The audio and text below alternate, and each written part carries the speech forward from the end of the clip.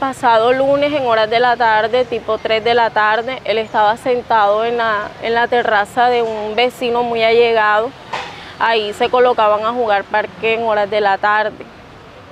En esos momentos iban bajando una patrulla de policía correteando un posible ratero. Cuando el muchacho va a desembarcar la calle, uno de los patrulleros alcanzó a jalarlo por el cuello, pero él se agachó y los patrulleros chocaron contra un taxi que había parqueado.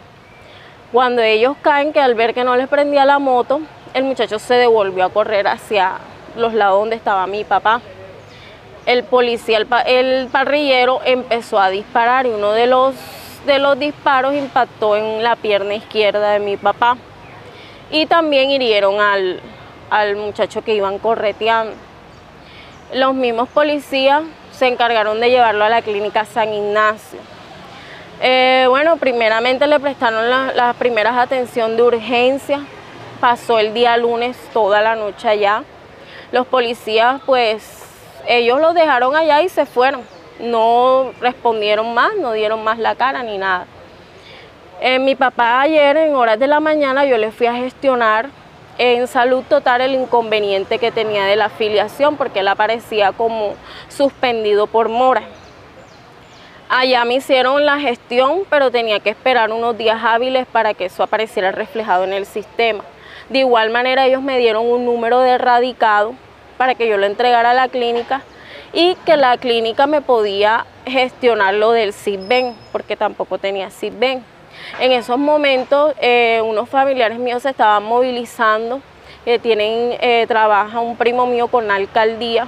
La alcaldía mandó una orden de remisión y ellos se hacían cargo de todos los gastos de mi papá.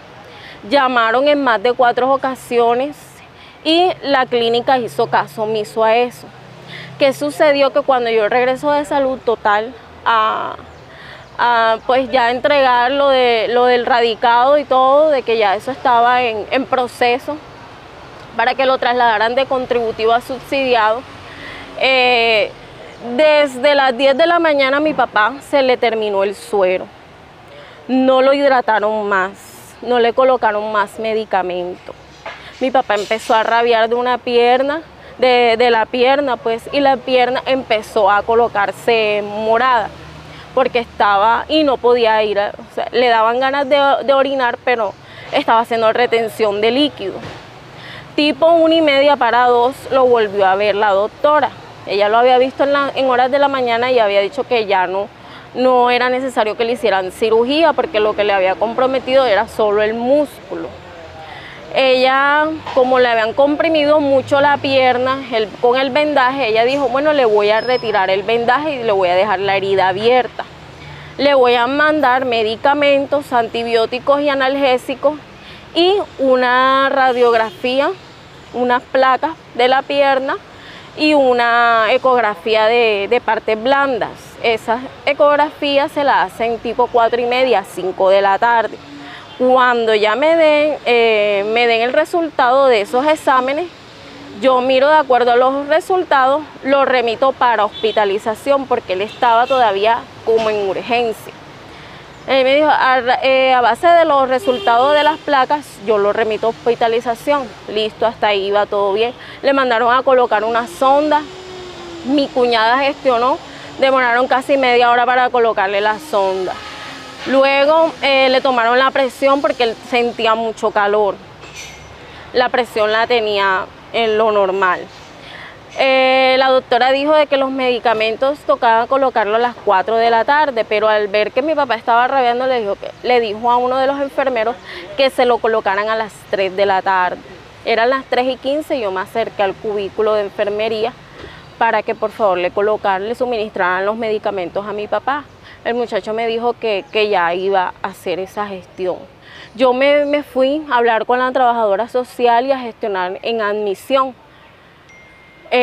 lo de la cuestión del SISBEN. Mi cuñada quedó a cargo de mi papá. Mi papá seguía sintiendo la calor y bueno, ya le habían retirado el vendaje y él empezó a sangrar por la herida. Mi cuñada fue 3 veces donde el muchacho a decirle que por favor le suministraran los medicamentos que había autorizado la doctora que le colocara. El muchacho le dijo de que hasta que no canceláramos no le iban a colocar los medicamentos y tampoco se le iba a hacer el procedimiento de las placas. Mi papá empezó a descompensarse. No recibió más medicamentos. Por mucho que ella gestionó, por mucho que yo entré a admisiones, no le dije que había una ley que acobijaba porque primordialmente había que velar era por la vida de mi papá, que ya lo del dinero se podía gestionar después. Me dijeron que no. Yo le dije hasta donde tengo entendido, cuando ya a un paciente se le da de alta es que uno cancela la deuda en ese caso.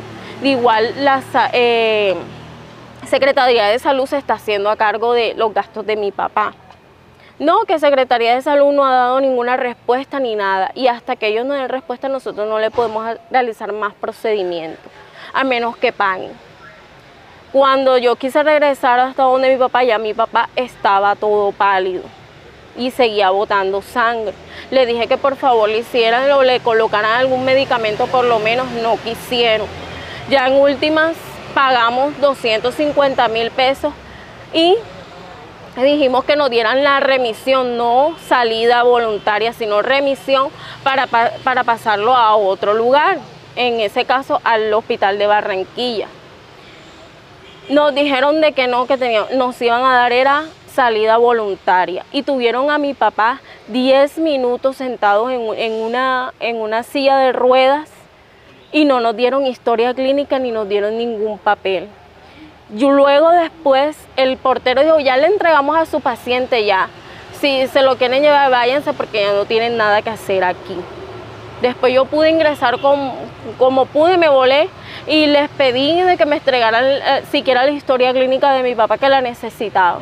Ya mi papá lo llevaban en camino para el hospital de Barranquilla. Cuando mi papá llega al hospital de Barranquilla, mi papá entró en un paro. Empezaron a reanimarlo, lo entubaron.